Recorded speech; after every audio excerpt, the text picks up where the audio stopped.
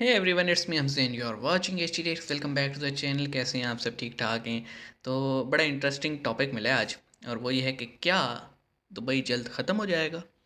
तो वैसे तो मेरा ये ख्याल है नहीं, क्योंकि जितना इकनॉमिकली स्ट्रॉन्ग है और जितनी ज़्यादा डेवलपमेंट हो रही है, जिस हिसाब से तरक्की हो रही है, और जितना टूरिज़्म के लिए सपोर्ट एक बनता जा रहा है, वो ऑलरेडी बन चुका है, लेकिन अब मज़ीद एक फैला होता जा रहा है। और रियल इस्टेट में जितना बाकी कंट्रीज़ की आवाम वहाँ पे इन्वेस्ट कर रही है, तो मुझे तो कोई एंड नज़र आ नहीं रहा। लेकिन हमें सबको ये पता है कि बड़ी बड़ी सिविलाइजेशन अपने फुल एक ग्लोरिश डेज देखने के बाद, एक ग्लोरीफाइड टाइम देखने के बाद एकदम से धड़ाम से नीचे भी आती हैं, जिसमें आप देख लें कि एंशियंट टाइम में क्या कुछ नहीं था। तो आइए देखते हैं। बड़ी इंटरेस्टिंग वीडियो है, शुरू करते हैं। 3 2 1 एंड आखिर क्या है दुबई का फ्यूचर? क्या दुबई हमेशा इसी तरह दुनिया भर के लोगों का फेवरेट आई डेस्टिनेशन होप बना सो। रहेगा? क्या यहाँ की जो शान और शौकत आज है वो हमेशा बरकरार रहेगी, या फिर दुबई का सूरज अभी भी भी एक न नोट एक गिन दिन रहा था। ढल जाएगा? हम ये सवाल इसलिए कर रहे हैं क्योंकि दुबई जैसा शहर, इस पूरी दुनिया में अगर कोई शहर सबसे ज्यादा तेजी से विकास कर रहा है तो वो है दुबई। बुर्ज खलीफा, सही पाम बात है। जुमेरा, म्यूजियम ऑफ फ्यूचर जैसी न जाने कितनी शानदार लोकेशंस दुबई में मौजूद हैं, और ऐसे ही कई और प्रोजेक्ट अभी लाइन में भी हैं। हर साल 50 लाख से ज्यादा बहुत कुछ टूरिस्ट यहाँ घूमने आते हैं, लेकिन जो है ना, क्या सच मोहम्मद बिन वही है जायद जो करना दिखाई चाह दे रहे रहा थे। है? क्या वाकई में दुबई के पास इतना पैसा है? कहीं सच का कोई और पहलू तो नहीं? क्या दुबई हमेशा इसी तरह चमकता रहेगा? क्या कभी इसकी चमक कम तो नहीं होगी?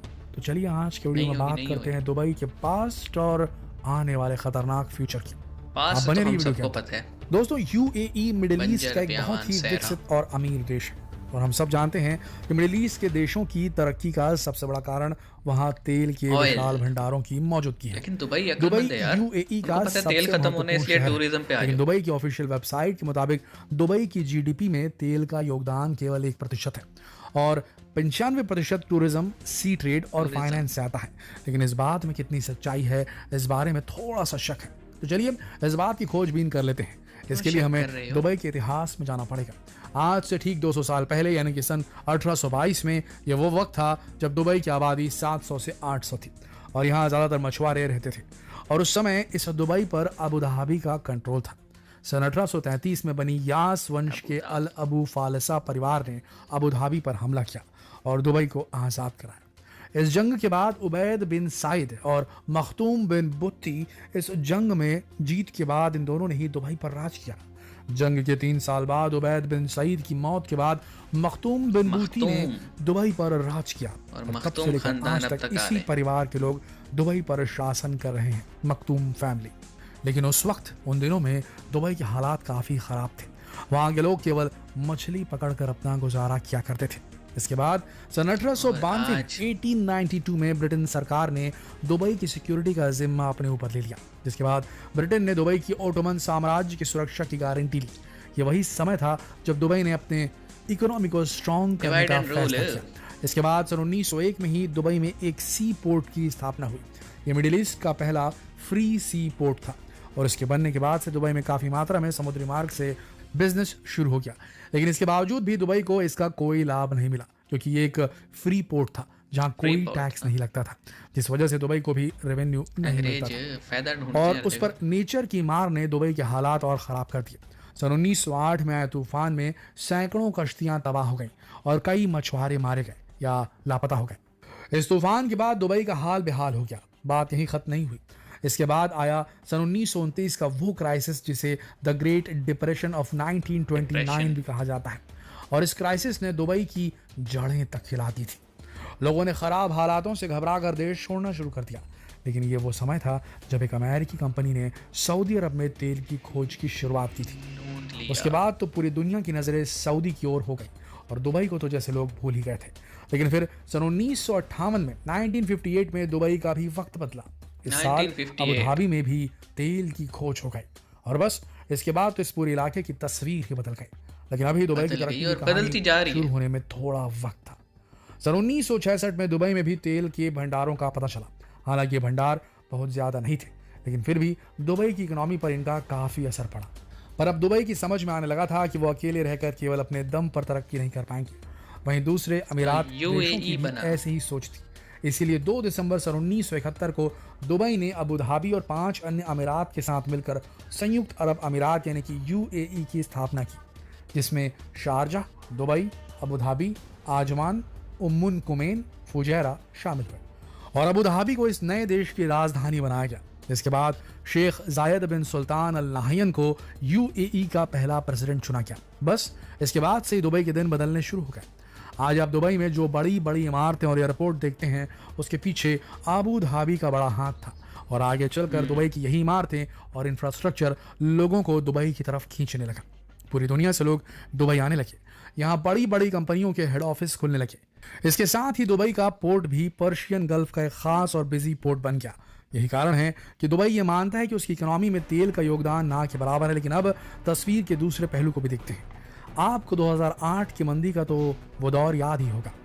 उस समय दुबई के हालात काफ़ी ख़राब हो चुके थे। ऐसे में अबू धाबी ने $10 बिलियन का कर्ज देकर दुबई को बैंकरप्ट होने से बचाया था और आज दुबई को जो बात है, चमक दमक ये आपको जो नया उसकी था मेरे दिखाई लिए। देती है, उसके चक्कर में दुबई के ऊपर करोड़ों डॉलर का विदेशी कर्ज हो चुका है, जिसमें सबसे ज़्यादा कर्ज अबू धाबी का है और अबू धाबी की 85% इकोनॉमी ऑयल बेस्ड है।